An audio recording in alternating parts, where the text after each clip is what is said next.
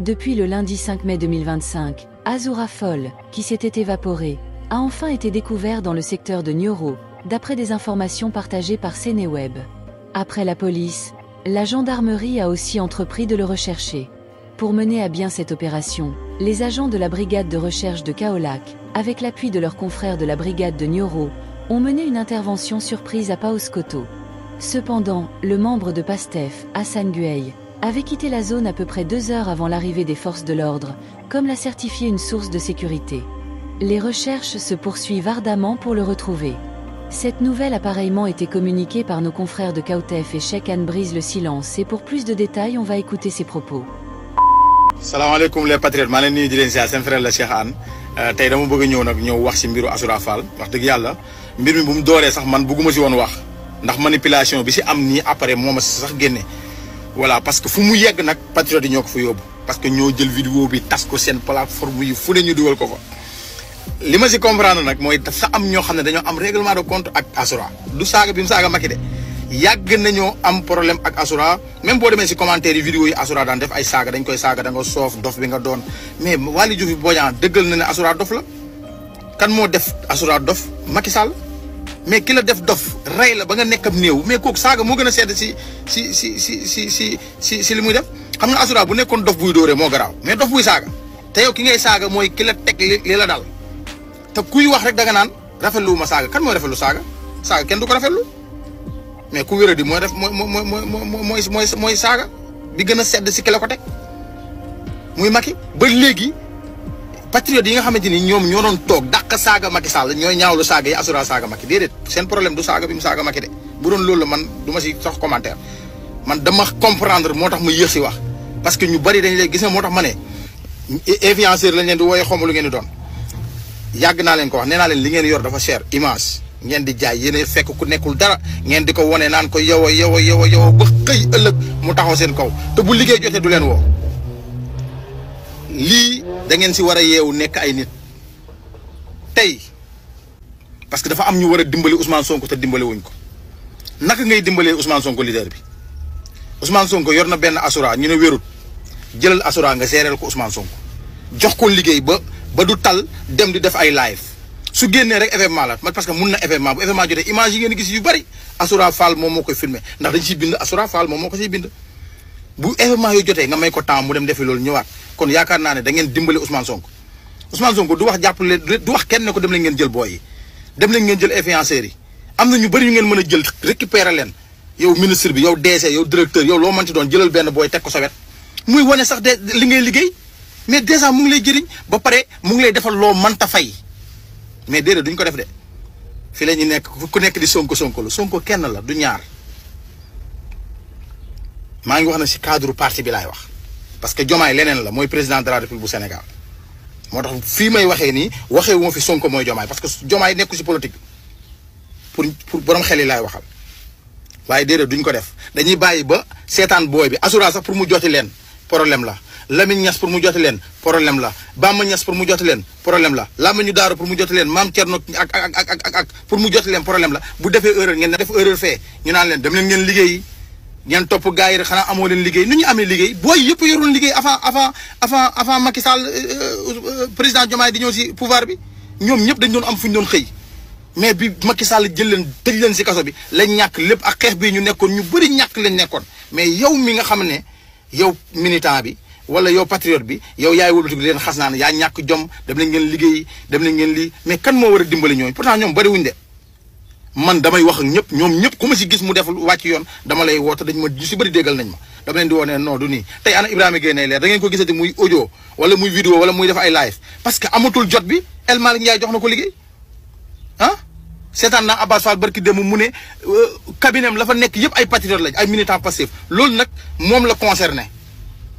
moom Abbas mais pourtant booy même booy dundal sa parti politique loolu ngay def moo tax même bu ñuy attaqué alliés yi ma ne alliés yi seen rôle lañ nekk moo tax ñu jël seen i militants ñoom ful la jiñ am ba jël seen i militants récupérer leen gisoo leen benn militant allié bu nekk si réseaux sociaux yi di saaga di xaste parce que amuñu jot ñun nag suñu parti bu nekkee ñun dañoo dem ba soxoree militants yi ba mënuñu leen récupérer militant yooyu Ousmane Sonko ngay dimbale parce que da nga koy gérer parce que li yëpp si kawam lay këpp waat famille nag boo juree njaboote ku ku nekk di nga ko am di nga am Asura di nga am ku gën a yées Asura di nga am ku gën a baax Asura di nga am ku Asura gën léegi ñooñu ku si nekk dafa am yow day am ñuy xippi di xool naka ngay gérer ñii damaa jàpp ne lii lañ waroon dimbale le président Ousmane Sonko mais defuñu ko gis naa Fadilou Keita tamit mu ngi ànd ak xaw ma Omar borom dëkk bi mais yooyu def leen ko yaatal ko mais Omar moom da ngeen ko gisati fi muy def ay live lu dul live projet bi saagakati Macky Sall ya ñooy ñaawlu saaga kii Azoura Fall Azoura Macky da koo rey Azoura néew la buy dox moom Macky saaga mooy li gën a sedd si li mu war a def Macky Sall kon man ñi may njëkk a xarab mooy ñi war a gérer Ousmane Sonko jël benn nit jox nañ la poste responsabilité jëlal benn xale teg ko sa wet pour dimbale Sonko du force de doo xaar sax ñu wax la ko Sonko mënul wax loolu. yéen ñi nga xam ne dañ leen wooye ay influenceurs ngeen delloo ci seen xel parce que tey yow amoo million amoo milliard sa caméra bi nga am di wane nit ki lu muy liggéey ak lu muy def yaa ngi koy defar promotion pour président de la république gis ko parce que lu ngeen def premier ministre gis da koy gis président de la république da koy gis mais kooku amul yéene yow jox la liggéey mais bu la wootee bul dem toogal di wane Sonko rek mu sell mi yem si Sonko rek mu sell mi ak président Diomaye jeex na. mais da ngeen di dayaloo yéen ñëpp topp kenn nit naan ko yow te bu ngeen fa jógee ko bu subaa bu ngeen ko woowee téléphone du leen wuyu loolu moo am loolu nag ngeen di gis nga nit doomu aadama bu xel dañee si moom nekkatul nit parce que mbiru Kayre bi bu mu fi génnee dégg ngeen Kayre lu ne wax nañ ko bu mu fi génnee si benn plateau amul luñ ko waxut si ay commentaire Lamine Niass barki démb bi ko policiers yi moo kii nu mu tuddati saa wolof lu ne ay dañoo dañ dem liggéey nañ dem xëy ñi comme amuñu liggéey wala xam nga façon commentaire ba ay patriotes ñoo koy wax te ñoom ñii ñëpp Macky Sall yàq seen liggéey kan moo leen war a dimbale leader bi ngan lu tey yéen a ko wane ba adduna bi xam diw parce que ñun Sonko lañ xam ñun xamuñu kenn toppuñu kenn Sonko lañ topp léegi ñoom pour ñu gérer Sonko sax problème la si ñoom ku si ne yaa ngi sa bopp yéen a leen di jaay ngeen xam ne système bi mu ngi fi. man yàgg naa leen ko wax ñoom ñëpp ñu may seetaan xam ne ni yàgg naa leen wax moytu leen gars yi ñu ngi ut ku ñuy teg koo xam ne day fay coowal yéen a ngi jàpp ñii bàyyi ñee tey gis nga coowal Azoura ba pare patriote yi ñëw jàppale leen si coowal Azoura bi nag naan non Azoura waaw dafa réew saaga yi ni ñaawlu woo leen saaga Macky Sall de man xam naa li xew Azoura yi mu daan def te neexu leen ñu bari mere ko ñu bari moom ak ñoom ñi lañ def ñu ñëw bëgg si profité di rafetlu di ñaawlu lim saaga Macky Sall moo tax Sénégal réew mu naqaree defar ngay gis ni parce que réew mi dafa bëri naafeq. Et c'était ça les amis, et pour rappel le respect des institutions de la République est un élément clé pour la stabilité, la démocratie et le développement durable d'un pays.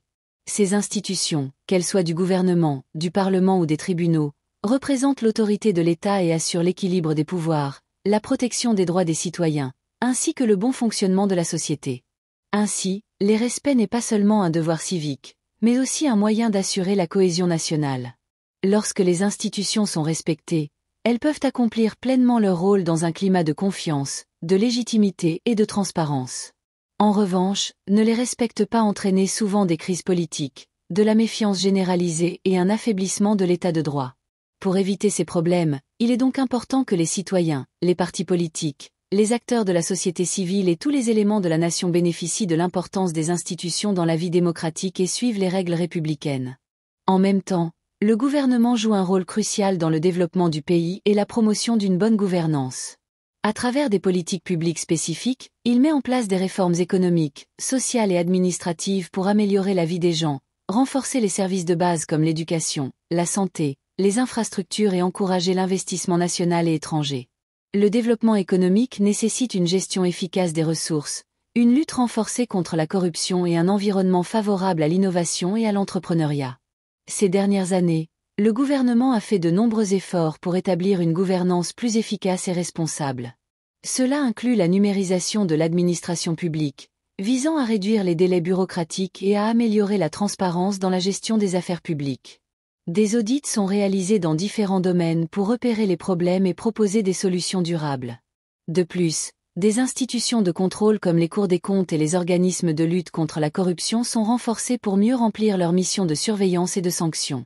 Le dialogue entre les institutions et les citoyens est également encouragé, à travers des consultations publiques, des campagnes d'information, et la promotion de la participation des citoyens aux décisions. Ce désir d'ouverture montre une prise de conscience croissante de la nécessité d'inclure toutes les parties participantes de la nation dans le processus de construction nationale. En outre, des investissements importants sont réalisés dans des secteurs clés comme l'énergie, les transports et l'agriculture, pour soutenir une croissance inclusive et durable. Le gouvernement collabore également étroitement avec des partenaires internationaux pour obtenir des financements, bénéficier de transferts de technologies et renforcer les capacités des institutions. La bonne gouvernance repose sur des principes tels que l'équité, la justice, la responsabilité et l'état de droit. Elle nécessite une gestion efficace des ressources publiques, l'intégrité des dirigeants, la participation active des citoyens, ainsi que la responsabilité à tous les niveaux. Il ne suffit donc pas d'avoir des institutions solides en théorie. Elles doivent également être soutenues par des personnes compétentes, intégrées et engagées au service de l'intérêt général. En conclusion, le respect des institutions de la République et les efforts du gouvernement pour développer le pays et promouvoir la bonne gouvernance sont étroitement liés. Ils représentent deux aspects d'une même réalité, celle d'un État stable, prospère et respectueux de ses obligations envers ses citoyens. Pour que ces efforts prolongent pleinement des résultats, une mobilisation collective est nécessaire, fondée sur un sens élevé du civisme, de la responsabilité et de l'attachement aux valeurs républicaines.